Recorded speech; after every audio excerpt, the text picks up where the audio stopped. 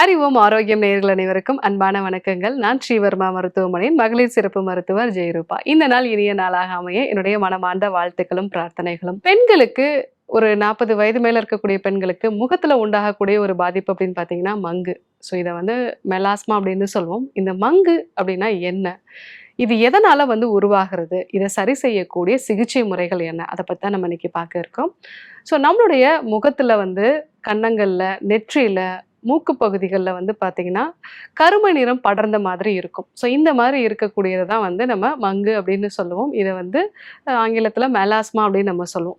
இது எதனால உருவாகுது அப்படின்னா, நம்ம தோலுக்கு கருமை நிறத்தை தரக்கூடிய மெலனின் இதனுடைய அளவு அதிகமாகிறது தான் இந்த மாதிரியான ஒரு மங்கு அப்படிங்கிறதுக்கு முக்கியமான காரணம்.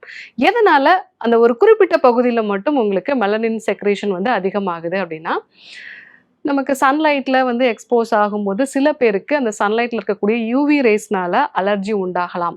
ஸோ அது எனக்கு 30 வயது வரைக்கும் இல்லையே டாக்டர், இப்போ ஏன் எனக்கு உண்டாகுது அப்படின்னா, ஒரு 35 வயதுக்கு மேல போகும் பொழுது நம்ம உடம்புல உண்டாகக்கூடிய ஹார்மோன் சம்பந்தமான மாற்றங்கள், இல்ல பிரெக்னன்சி டைம்ல நம்ம உடம்புல ப்ரொஜெஸ்ட்ரான், ஈஸ்ட்ரோஜன் இந்த ஹார்மோனோட சமநிலையில மாற்றங்கள் இருக்கு அப்படின்னா, நம்மளுடைய தோல் பகுதி ரொம்பவே சென்சிட்டிவா மாறும். அந்த மாதிரி சமயங்கள்ல சூரிய வெளிச்சத்துல இருக்கக்கூடிய இந்த யூவி ரேஸ் அப்படிங்கிறது நம்மளுடைய தோல்ல படும் பொழுது ரொம்ப ஈஸியா நமக்கு மெலனின் செக்ரேஷன் அதிகமாக ஆரம்பிக்கும். இதனாலதான் நமக்கு முகத்துல மங்கு உருவாகிறது.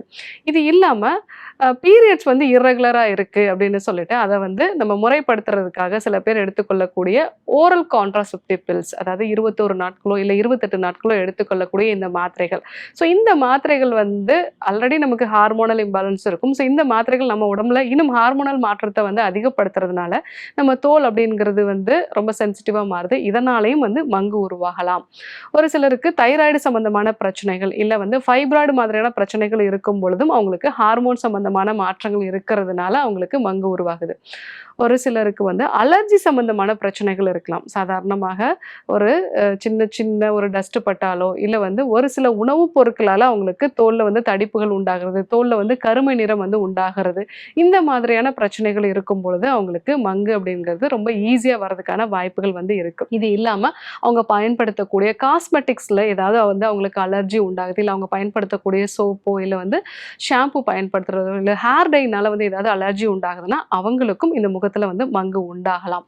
ஸோ இந்த மாதிரி உண்டாகும் பொழுது இதற்கான சிகிச்சை முறைகள்லாம் என்ன? முதல் விஷயம், நமக்கு ஹார்மோன் சம்பந்தமான பிரச்சனைகள் இருக்கு அப்படின்னா நமக்கு டீடாக்சிஃபிகேஷன்ல தான் இதை ஸ்டார்ட் பண்ணணும். பேதிக்கு மருந்து எடுத்துக்கிறது, அது மட்டும் இல்லாமல் ஹார்மோன்ஸை பேலன்ஸ்டாக வச்சுக்கொள்ளக்கூடிய உணவு முறை மாற்றங்கள், பால் சார்ந்த பொருட்களை அதிகமாக எடுத்துக்கிறத தவிர்க்கிறது, அதே மாதிரி காஃபி டீ நிறைய எடுத்துக்கிறத நம்ம தவிர்க்கலாம். அதே மாதிரி பிளாஸ்டிக்ல சூடான பொருட்களை வச்சு பயன்படுத்துறது, இதெல்லாம் நம்ம அவாய்ட் பண்ணிட்டு நிறைய காய்கறி கீரைகள், மிக முக்கியமாக அந்த வைட்டமின் சி இருக்கக்கூடிய பழங்கள் எடுத்துக்கிறது நல்லது. பப்பாளி, இந்த மாதிரி வைட்டமின் ஏ இருக்கக்கூடிய உணவுப் பொருட்களும் நம்ம எடுத்துக்கிட்டோம் அப்படின்னா நல்லது.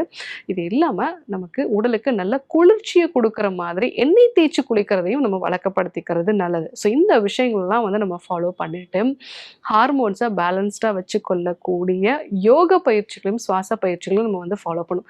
தேவைப்பட்ட சில மூலிகைகளையும் நம்ம எடுத்துக்கிறது நல்லது. சதாவரி, அதே மாதிரி அமுக்ரா, இந்த மாதிரியான மூலிகைகள் நம்ம எடுத்துக்கிறது நல்லது.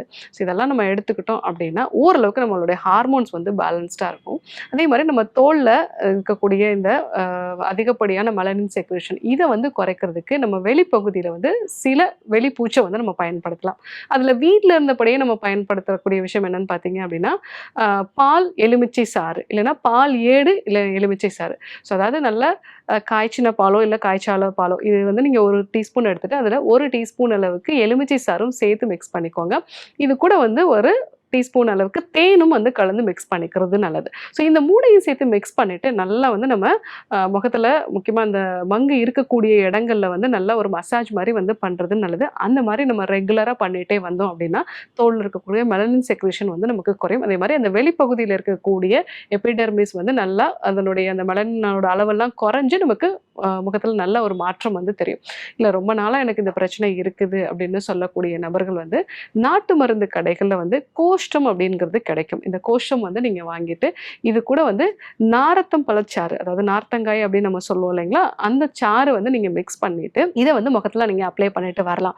இது எனக்கு கொஞ்சம் வந்து எரிச்சல் தன்மையை கொடுக்குது டாக்டர் அப்படின்னா நீங்க இது கூட தேன் கலந்து நீங்க யூஸ் பண்றது நல்லது. தேன் இல்லைன்னா வந்து பட்டர் கலந்துக்கலாம். ஸோ அந்த மாதிரி நம்ம வந்து கலந்து முகத்துல நல்லா ஒரு மசாஜ் மாதிரி வந்து பண்ணும் பொழுது முகத்துல உண்டாகக்கூடிய இந்த மங்கு வந்து நல்லாவே குறைய ஆரம்பிக்கும்.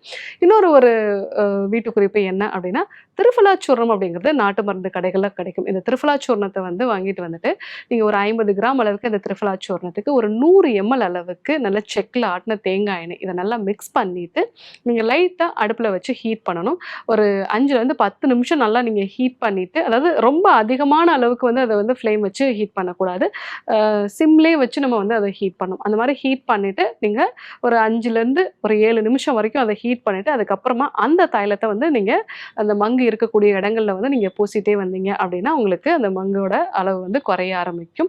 இல்லை அப்படின்னா இந்த திரிஃபலா சூர்ணத்தை தேங்காய் எண்ணெய் சேர்த்து நல்ல ஒரு சூரிய வெளிச்சம் இருக்கக்கூடிய வெயில் படக்கூடிய இடத்துல தொடர்ந்து ஒரு 3 நாள் வச்சுட்டு அதுக்கப்புறமா நம்ம வந்து அதை வடிகட்டி பயன்படுத்தலாம். இந்த மாதிரி பயன்படும் போது நமக்கு முகத்துல இருக்கக்கூடிய மங்கு வந்து நல்லாவே வந்து குறைய ஆரம்பிக்கும். பட் அதுக்கு முன்னாடி இது மங்கு தானா அப்படிங்கிறத நீங்க கன்ஃபார்ம் பண்ணிக்கிறது நல்லது.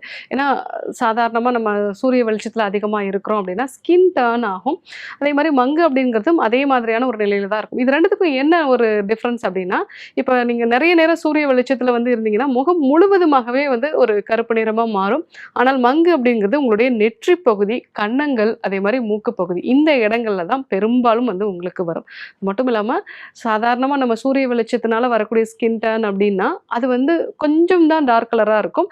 ஆனால் இந்த மங்கு அப்படிங்கிறது நல்லா வந்து டிப்பிக்கலா ஒரு ஒரு வயலட் நிறத்துல இருந்து அதே மாதிரி ஒரு கருமை நிறமா தெரியும். ஸோ இதை நம்ம பார்க்கும்போதே ஆப்வியஸா அவங்களோட ஃபேஸ் வந்து நமக்கு இந்த மங்கு இருக்கிறது தெரியும். ஸோ அந்த மாதிரி இருந்துச்சு அப்படின்னா நீங்க வந்து இதை கன்ஃபார்ம் பண்ணிக்கலாம். அதே மாதிரி இந்த ஹார்மோன் சம்பந்தமான விஷயங்களையும் நம்ம பேலன்ஸ் பண்றது அவசியமான ஒன்று. கூடுதலாக நீங்க டீடாக்சிஃபிகேஷனையும் வந்து ஃபாலோ பண்ணணும். அது கூட நான் சொன்ன இந்த ஒரு வீட்டு குறிப்புகள், அதாவது நீங்க வீட்டில் இருந்தபடியே பால், அது கூட வந்து தேன், எலுமிச்சை சாறு இதை வந்து நீங்க பயன்படுத்தலாம். அதே மாதிரி திரிஃபலாவை வந்து நீங்க தேங்காய் எண்ணெயோட சேர்த்து வந்து வெயிலில் காய வச்சு பயன்படுத்தலாம். கோஷ்டம் வந்து நீங்க நார்த்தம் பழச்சாறு அது கூட வெண்ணெய் சேர்த்து வந்து பயன்படுத்தலாம். இந்த மாதிரி பயன்படுத்துனீங்க அப்படின்னா மங்குலேருந்து நீங்க முழுவதுமாக விடுபடலாம். ஸோ இன்றைக்கு முகத்துல உண்டாகக்கூடிய மங்கு இதற்கு என்னெல்லாம் காரணம், இதை வீட்டில் இருந்தபடியே எப்படி சரி செய்யுது, இந்த விஷயங்கள்லாம் நம்ம பார்த்தோம். இதே போன்று ஒரு நல்ல தகவலோடு உங்களை சந்திக்கிறோம். நன்றி, வணக்கம்.